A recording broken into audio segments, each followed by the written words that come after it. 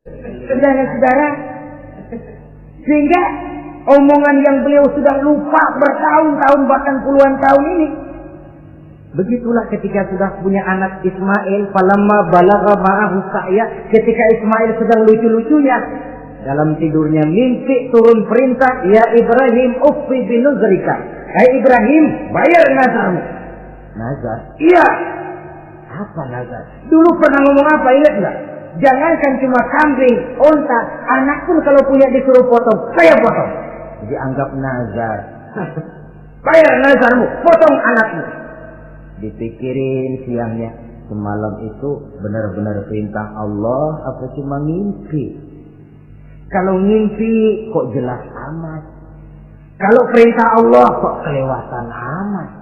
Pakai anak disuruh potong, emang gak ada yang lain apa?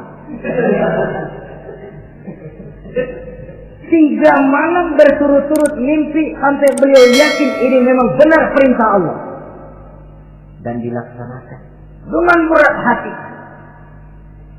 Pagi-paginya bilang kepada Siti Sarah, Sarah, Ismail mandikan, berikan pakaian yang baik, saya mau bawa pergi dia. Kemana Bang? Pokoknya mau saya bawa. Berangkatlah anak beranak ini menuju salah satu bukit di daerah Mina. Ketika duanya sudah mau berangkat, iblis sibuk bukan main. Ini cobaan loh. Orang kalau mau ibadah, iblis paling gatal.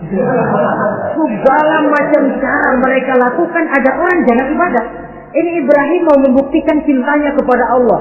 Ya Allah, lihatlah. Walaupun saya sudah punya anak, cinta saya kepadamu lebih besar ya Allah. Walaupun perintah ini menyembelih leher anak sendiri, saya potong karena melaksanakan perintahmu.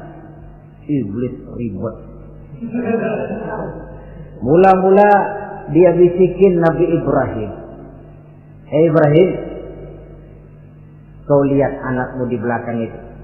Kecil, lucu-lucunya. Masa anak begitu mau dipotong? Tega kamu Ibrahim. Ini perintah Allah. Gak ada urusan sama ente. Iya. Kata iblis, waduh mantap juga nih. Kalau suaminya gagal, istrinya kali. Biasanya perempuan perasaannya lebih tinggi daripada pikirannya. Ini Siti Sarah barangkali, kalau Siti Hajar barangkali, kalau saya perdayai bisa terpedaya. Hajar, ya. Kamu tahu anakmu Ismail mau dibawa kemana? Saya tidak tahu. Mau dipotong oleh suamimu Ibrahim. Mau dipotong. Dipotong. Kok bisa begitu? Iya, katanya ini perintah Allah. Iblis, kalau memang ini perintah Allah, jangankan cuma anak saya Ismail, saya juga ibunya mau ikut dipotong. Wah, kata iblis ini gilaan lagi dari laki. Saya kira karena perempuan bisa barangkali dilemahkan semangatnya. Nyata ya tidak. Ismail nih masih kecil kali ini, gampang dikelecehin. Ismail, kau mau dipotong oleh ayahmu. Dipotong. Dipotong. Kok bisa begitu? Katanya perintah Allah. Kalau memang ini perintah Allah, saya siap. Iblis mau ngomong lagi, Nabi Ibrahim Ismail ngambil batu disambitin iblis. Izhab ya la'in, pergi, laknat terkutuk kamu. Nyambitinnya itu sampai sekarang jadi ikutan dalam salah satu pelaksanaan ibadah haji yang disebut zumrah, melontar. Itu simbol permusuhan abadi antara manusia dengan iblis. Jadi kalau ada orang mau berbuat baik, iblis itu datang dari 3 penjuru. Dari bapak, dari anak, dari istri. Kadang-kadang bapaknya nggak kena, istrinya dibujukin. Laki lono sok loyar menyumbang masjid. Jangan kasih duit, simpan aja baik-baik. Istri nggak kena, anak. Segala macam cara iblis berusaha. Baru sampai di bukit yang dituju, Nabi Ibrahim buka kartu. Ismail, Abah diperintah Allah menyembelih lehermu. Bagaimana? Kerjakan apa jangan? Kalau memang itu perintah Allah, kerjakan Abah. Insya Allah Abah akan menemukan saya termasuk orang sabar. Ini jawaban anak soleh. Coba kalau jawaban anak pintar nggak soleh, bukan begitu. Ismail, saya disuruh motong lehermu, bagaimana? Kenapa? Saya Pak, Bapak aja yang tuaan potong.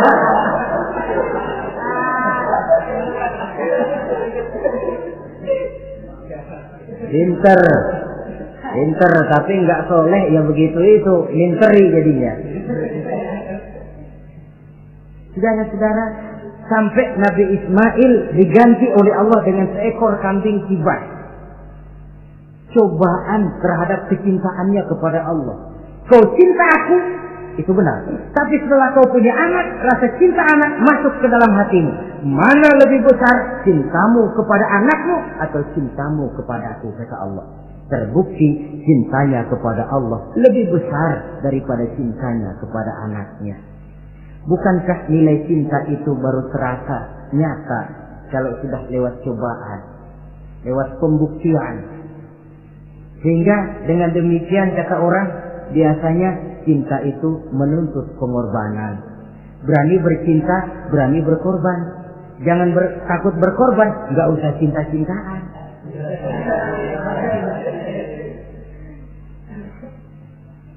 Saudara-saudara, sebab kalau orang sudah berbuat untuk sesuatu yang dicintainya, sangat boleh jadi si lemah akan jadi kuat, yang jauh jadi terasa dekat, yang takut jadi berani. Kalau orang sudah melakukan sesuatu untuk yang dicintainya. Seorang bapak karena cintanya kepada anaknya, dia rela pergi pagi pulang sore, peras keringat banting tulang supaya hari depan anaknya lebih baik daripada dia. Seorang suami yang cinta kepada istrinya, tidak soal dia kepanasan dan kehujanan, mencari yang sulit-sulit yang diinginkan oleh istrinya. Contoh paling dekat saja, kalau istrinya sedang mengidam, dia tengah malam buta minta mangga dan gak musim mangga, rusak-rusak suaminya cari mangga. Cinta memang membuat yang jauh jadi terasa dekat. Lalu cobaan lain ketika turun perintah melaksanakan khitan. Umur beliau menurut riwayat Abi Daud sudah umur 80 tahun. Di zaman belum ada pisau cukur, silet, gunting, kulit sudah alot. Tapi ini perintah Allah, laksanakan. Resiko belakangan. Nabi Ibrahim pandai memilah mana kepentingan pribadi, mana perintah Allah. Nah, perkara beliau nanti pindah ke Mekah, membangun Ka'bah sampai kepada hari tuanya, ini berkaitan dengan Nabi Allah Ismail, dan akan kita bicarakan pada pertemuan di mana kita nantinya akan membicarakan riwayat Nabi Ismail alaihi salam. Untuk riwayat Nabi Ibrahim, walaupun serba singkat, hingga ini sajalah dahulu, dan mudah-mudahan menjadi tamsil, ibarat dan contoh yang bisa kita jadikan pegangan di dalam kehidupan kita sehari-hari. Terima kasih banyak atas segala perhatian. Mohon maaf atas segala kekurangan. Usikum wa nafsi bitaqwallah. Wassalamualaikum warahmatullahi wabarakatuh. Waalaikumsalam.